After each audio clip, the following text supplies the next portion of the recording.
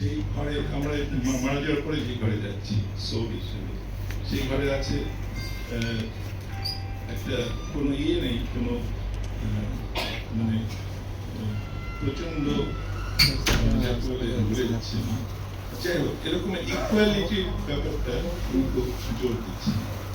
তা এরপরে রবীন্দ্রনাথের কবিতা পড়তে গিয়ে দেখলাম তিনি ওই ইকুয়ালের ব্যাপারটা তিনি আনছেন। তার মেয়ে যখন মাধুরলতা মারা গেল, তখন তিনি মাধুরলতার মৃত্যু সংবাদ পেয়ে ওখানে তিনি যাচ্ছেন।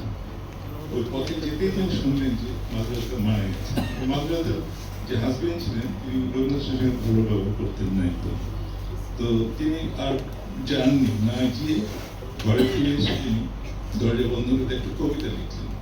রবীন্দ্রনাথের এরকম তার ভেতরে এত দুঃখ ছিল, কিন্তু সেই দুঃখগুলোকে তিনি মানে ইয়ে করতে পারতেন, অ্যাবজর্ব করে নিয়ে সুন্দর একটা প্রকাশ করতে পারতেন। তিনি একটা কবিতা যে এই কথা সদা শুনি, গেছে চলে গেছে চলে, তবু রাখি বলে বলুন না সে নাই, সে কথাটা মিথ্যা, তাই কিছুতেই স্বাধীন আছে, মর্মে গিয়ে বাঁচে, মানুষের কাছে আসা যাওয়া ভাগ হয়ে আছে, তাই তার ভাষা বলে শুধু আধখানা আসে। আমি চাই সেইখানে মিলাইতে প্রাণ, যে সমুদ্রে আছে নাই, এক হয়ে রয়েছে সমান। এই যে সমান, সমান আলো, সমান মিউজিক, হ্যাঁ, এই ব্যাপারগুলো তিনি এই সমতার সমুদ্রের মধ্যে তিনি সেখানে প্রাণ মেলাতে চাচ্ছেন।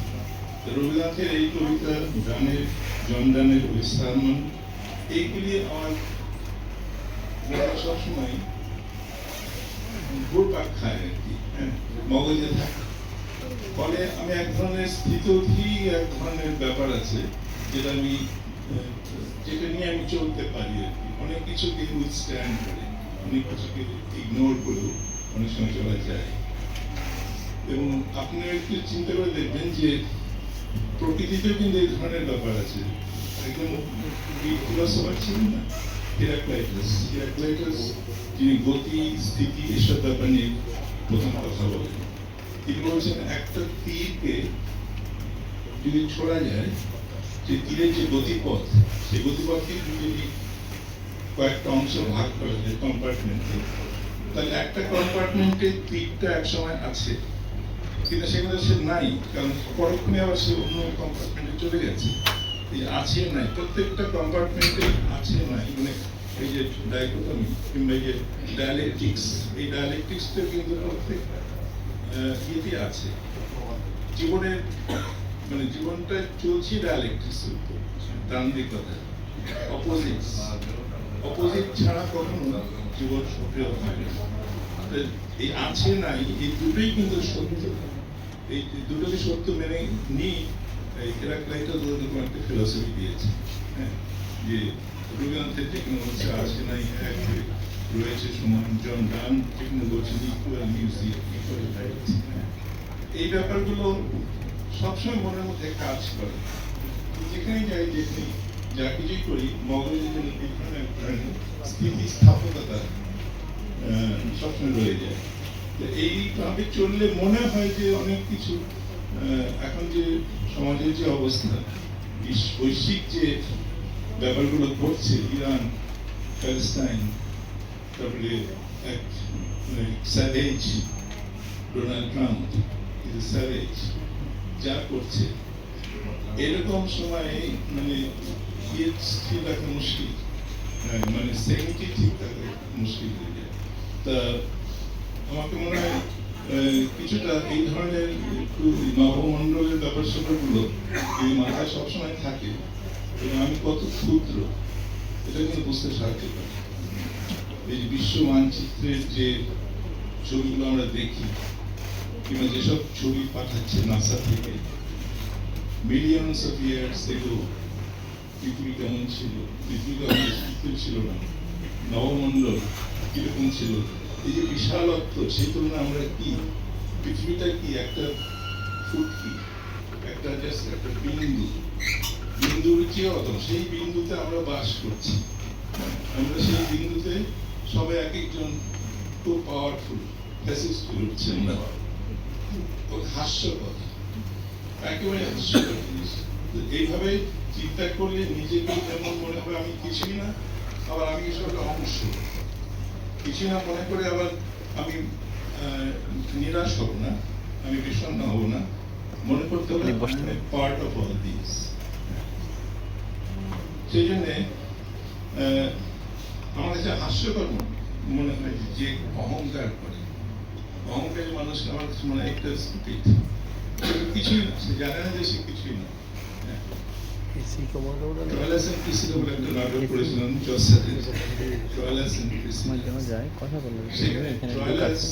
যুদ্ধ হচ্ছে, যুদ্ধে ট্রয়ালার্স মারা গেছে, মারা গিয়েছে, তার আত্মা উঠে গেছে অনেক উপরে।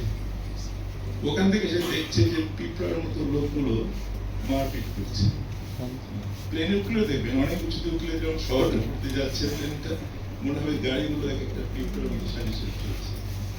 ট্রয়লার সেই উপরে উঠে মানে ইউনিটগুলো সব মারপিট করছে, এই মনে করে সে বিকট হাসি দেয় সেখানে। মানে জীবনটা যে কত তুচ্ছ, মানে in comparison to space, in comparison নবমণ্ডল, আরো কত লক্ষ কোটি যে জন্ম হচ্ছে স্টার। এই যে ব্যাপারগুলো নিজের শক্তিতে দেখবেন ওরকম আছে। একটা ক্যাম্পেল বলছে যে এসব মনে করলে খুব হতাশা আসে, হতাশ মনে হয় নিজেকে যে আমি কিছুই না,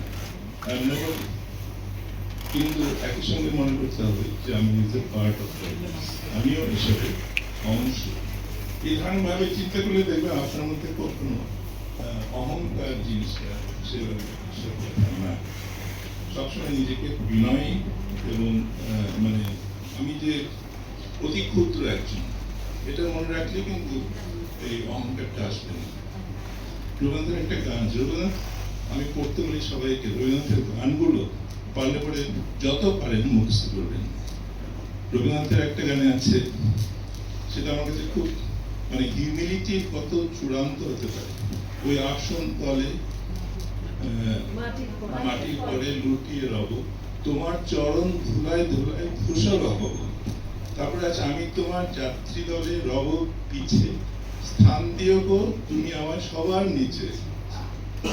তারপর বলছে প্রসাদ লাগি কতই লোকে আসে ধেয়ে, আমি কিছুই চাইবো না তো রইব যে, সবার শেষে যা বাকি রয় তাহাই লব। মানে মানে বিনয়ের কি চূড়ান্ত,